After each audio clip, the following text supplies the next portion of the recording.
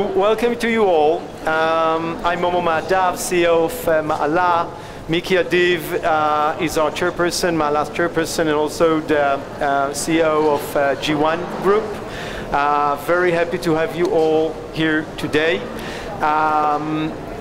I would like to start with thanking our partners and sponsors with whom literally we couldn't have done the conference, and you can see that there's a rally of companies and partners: Bank Hapoalim, Teva, Leumi, Discount, Procter & Gamble, Strauss, Intel, Western Digital, Noble Energy, Unilever, El Al, BDO, Awesome, Nestle, Netafim, and a number of very important partners as well: the Ministry of Strategic Affairs and Public Diplomacy, the Social Security Funds, Ayalon Highway, JDC, Joint Israel, the Israeli Forum for Employment Diversity, and the Ministry of Economy. So thank you all, partners and sponsors.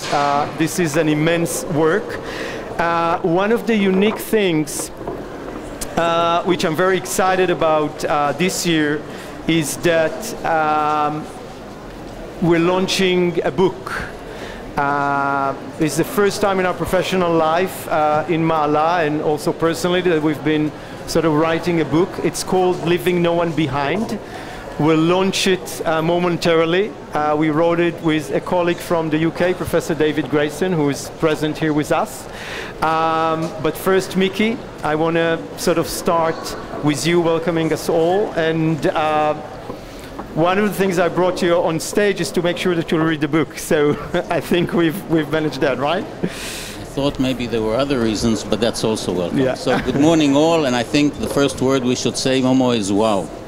Creativity continuously all the time. Thank you. So this is our fourth international conference, for those that remember when we started on this journey. And I'd like to welcome back with warmth our friends for whom this is not the first conference, and to extend a welcome for our guests for whom this is the first conference, and a welcome to all who I'm sure will enjoy this opportunity to take a little break from the turbulent things that are happening around us.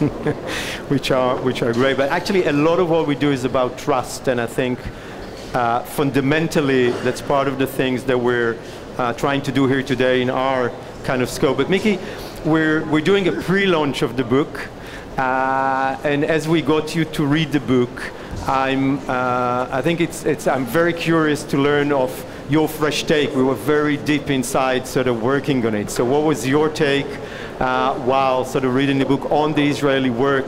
And again, the title is Leaving No One Behind. It's about its own business impact, Israeli business impact on inclusive growth. Well, as I said, the first part of the strategy definitely worked because I read the book. Yeah. And I thoroughly enjoyed it as reading it. I looked at the book and looked at it not only from inclusive growth, but also looked at it from the general point of view of what we've been doing all the years. And I identified several characteristics, salient characteristics that were mentioned, or we could even call them building blocks of the social impact program in Israel. Okay? The first is clearly identified, and it's defined as the Israeli dynamic. And when defining the Israeli dynamic, it's basically our culture. Okay? It's the Israeli culture with its color, with its solidarity, its strength, its weaknesses, the startup nation, the immigration, the blend of history, all the things that make us what we are. There's a specific issue around the values, the perseverance, and I think the maturity that we gain in the IDF, and this is reflected very strongly in the title of the book, Leaving No One Behind. Mm-hmm. Even the directness, which is called chutzpah, and it's mentioned in the book, is identified as one of the factors in the Israeli dynamic. Now, when looking at that, I said that if we had to choose, we probably wouldn't accredit these items as being a building block. But apparently, when seen from a perspective, a professional perspective, they definitely are. The second building block, which is extremely noticeable in the book, because the book actually is relaying a big array, numerous case studies of companies in Israel that have adopted inclusive growth in their strategy and are actually implementing it in their activities. Now, when I say the effectivity of our program, when we say effective, it doesn't mean we're perfect. Very far from that. There are many things which we still have many years to do. But our methodology and the way the index guides the companies to deal with the same values in the same way at the same time, this is identified as creating critical mass. I think David called it scale in other markets. And this is the absolutely necessary factor to influence corporate behavior, and that's the ultimate test of effectiveness. And those two things combined, what sort of, we take the Israeli characteristic, which is very predominant in the book. I think one of the things that we invested quite a lot in is trying to, we didn't invent it obviously, we collected it from various sources and to sort of frame how we work. And then you're saying there's some kind of a body of work which is quite immense, but how does it actually sort of, is it effective? Is it working? What was your impression in that regard? What you're actually asking me in Israeli is how you take chutzpah and turn it into effectiveness, okay?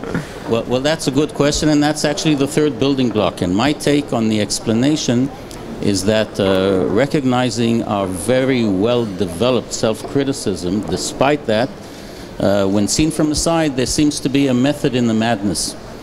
And it's not a trivial achievement.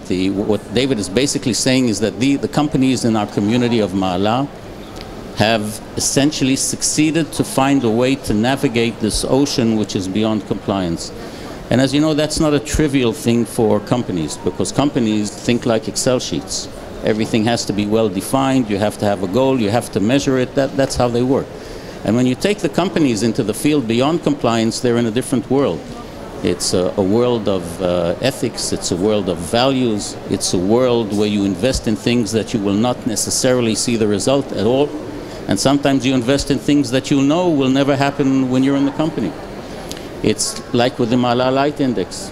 People are taking a very expensive resource, which is management time, to mentor mid-size and smaller companies, because we think it's the right thing to do, despite the fact that they're not measurable and they're not part of this thing. And the view expressed in the book is that this community has developed over the years that it's been working a sense of purpose, or even as defined a very noticeable, an enthusiastic personal commitment to what we're doing.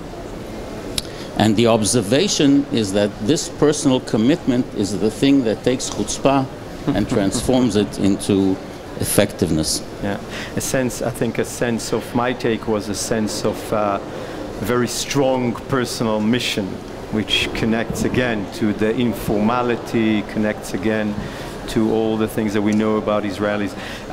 But we'll get more on that with David, I think. But to conclude, you know, once we've started to tell people about the book, one of the first questions to come forward was, are we better? I mean, there's a comparison here between Israel and the world, so are we better, are we worse, where are we standing in that regard? I'm not necessarily sure that that is the right question, but it's very, you know, it's very human kind of to ask that. I don't know if it's the right question, but I'll give you the right answer. Okay. There's no such claim in the book, as far as I read it. Not of perfection and not of being better. The book is simply, with a little smile, describing how in our rather hectic way of moving forward, we still succeed to be effective. Excellent, good. So that's a first kickoff. We have a welcome message from the President of State of Israel, Mr. Reuven Rivlin. So I'll thank you, Micky. And can I just add? Absolutely. Can I add a virtual page to the book, David? Is that possible? An acknowledgement page. So first of all, I'd like to thank David again for the most wonderful professional advice he's given and input into the book, and to thank you especially for the warmth that emanates from the book. It's clearly there. And the second thing is, I'd like to thank Momo on behalf of everyone that's sitting here, and the team, Tami and Anat and Yair and Elisha, for, how shall I say it, keeping this little corner that we love so much alive and vibrant and dynamic and interesting, and as you see around you, always exciting. Fantastic. And I'd like to wish everyone a very enjoyable conference here in this Sounds of Silence creative environment. Thank you. Thank you, Micky.